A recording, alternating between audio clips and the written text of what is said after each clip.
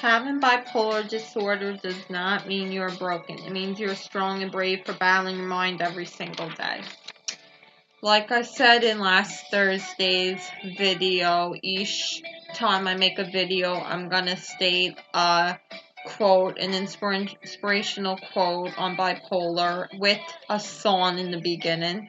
And this song's Manic Monday by the Bangles. I thought this was kind of a fitting song because of the name of it and because in this video I'm going to be discussing about manic. Now, manic is when you have reduced sleep. Your sleep pattern is really bad. You hardly get any sleep. It's high energy. And it's a misconception of reality where you're not being realistic. You're not thinking rationally. Your thoughts are all over the place. Your mind and actions are just all over the place. You jump from one thing to the next. You might have an idea about wanting to do, okay, for example, in your mind when you're manic, you might be like, oh, I want to be a veterinarian in a few years, go to school for that, blah, blah, blah. In reality, you might not want to actually pursue that career, but when you're manic, you might feel like you want to. Like I said, it's a misconception of reality. So things you don't normally think about or consider in your life, you might when you're manic.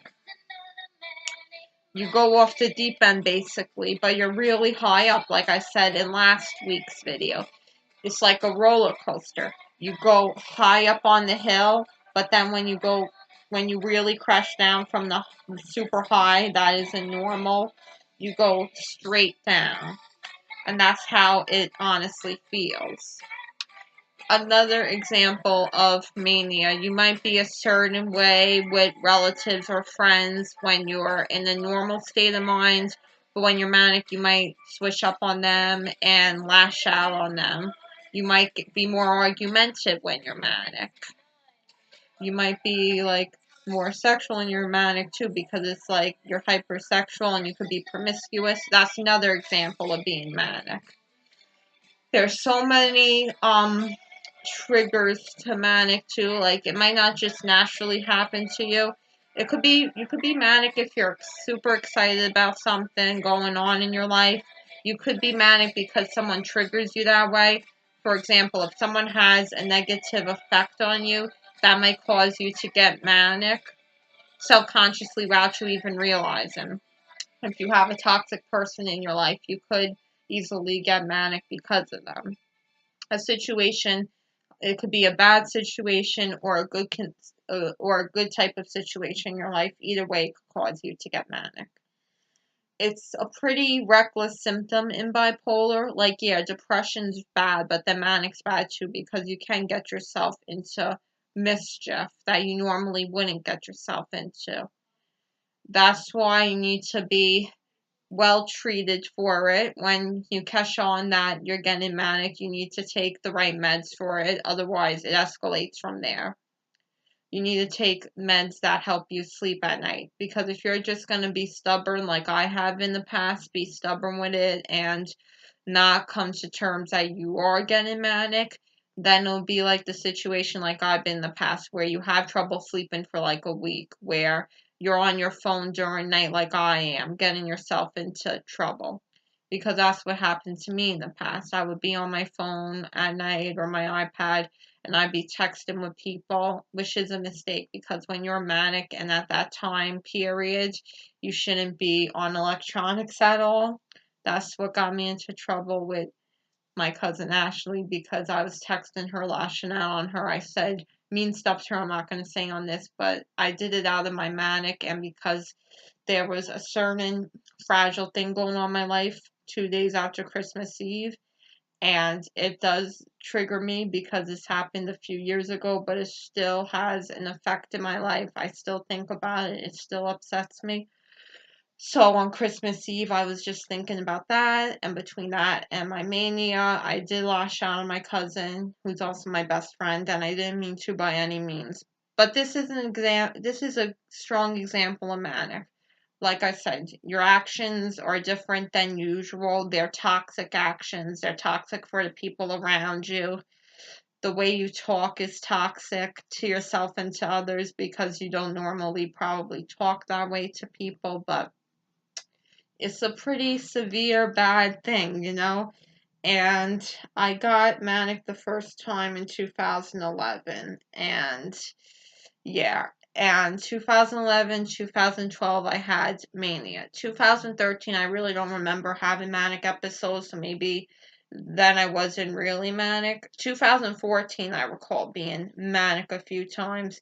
2015, no, because then I was stable enough not to get that way, because at that point in my life, March 2015, I went off medication.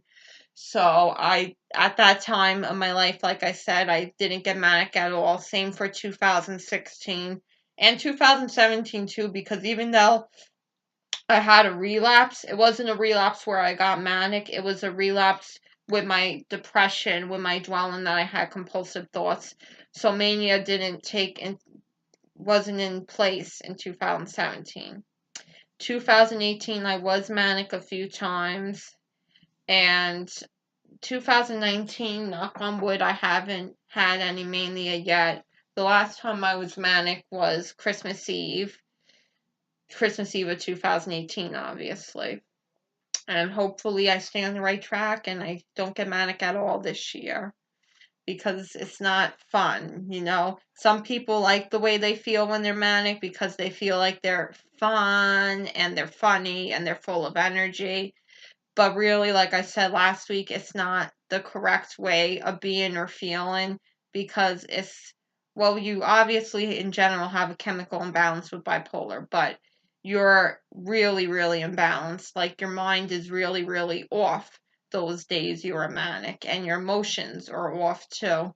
It's a way too high of a feeling, and you can be annoying too. You could talk super fast, which that happens to me. Like in general, people who are bipolar do tend to talk fast, but when you're manic, it's worse, because it's like blah blah blah blah blah. Like your mouth just keeps on shooting out words, and you're talking a mile a minute. You're just more super talkative than usual, and that's not a correct way of being. It's a toxic way of feeling, and you don't want to feel that way.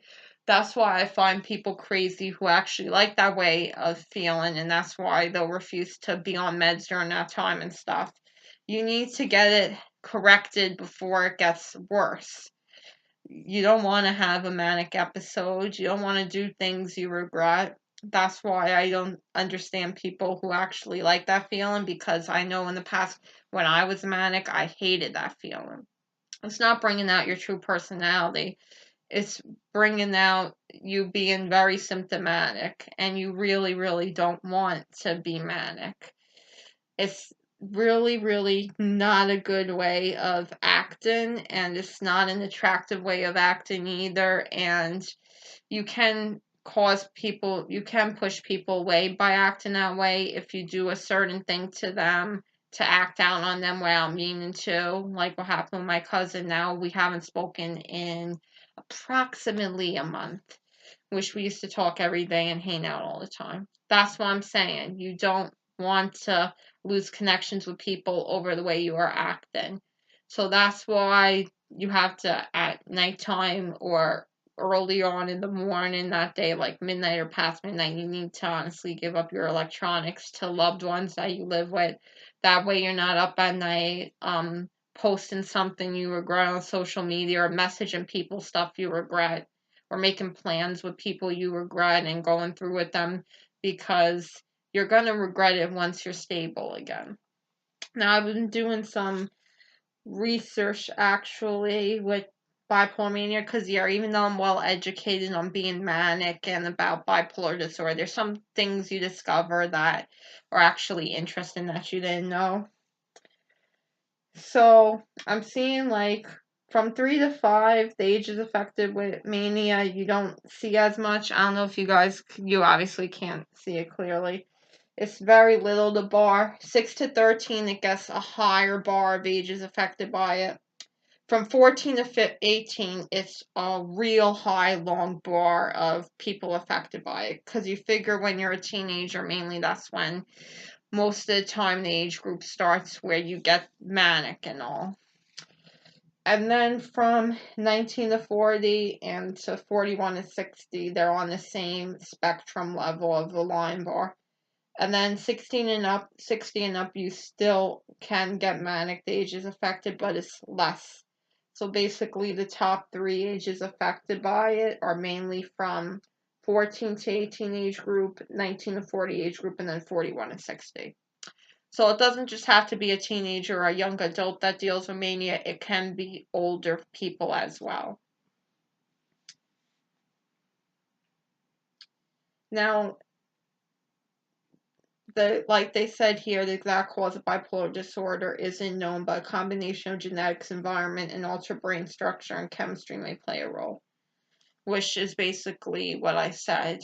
It can be genetics if you have other people in your family who have the same mental illness. It can be the environment. It can be like basically a situation can trigger you to get manic, or a person can trigger you to get manic, or whatever's going on in your life. If something's really exciting you that you're looking forward to, you can get manic from it. It doesn't always happen. If something good's going on in your life, I'm not saying you're gonna instantly get manic. It depends.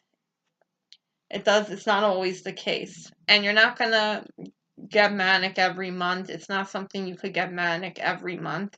Sometimes with women, they can get it during like their menstruals. Not always the case. It really depends on the person. There are some people who just get it a few times a year. Sometimes it could be a person who gets it once, happening to them every few months. There's really no specific time frame when you get manic that I can tell you. It just really depends on where your brain cells are at that moment, like your chemical imbalance, like what's going on in your life.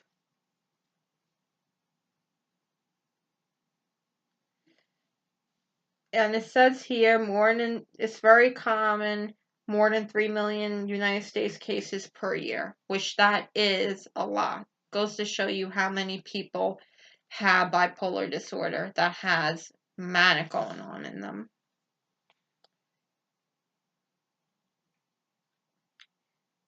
And it's also what they say here, a disorder associated with episodes and mood swings ranging from depressive lows to manic highs. Manic phase may last weeks or months. Depressive phase may last weeks or months. So yeah, that is my insight on mania.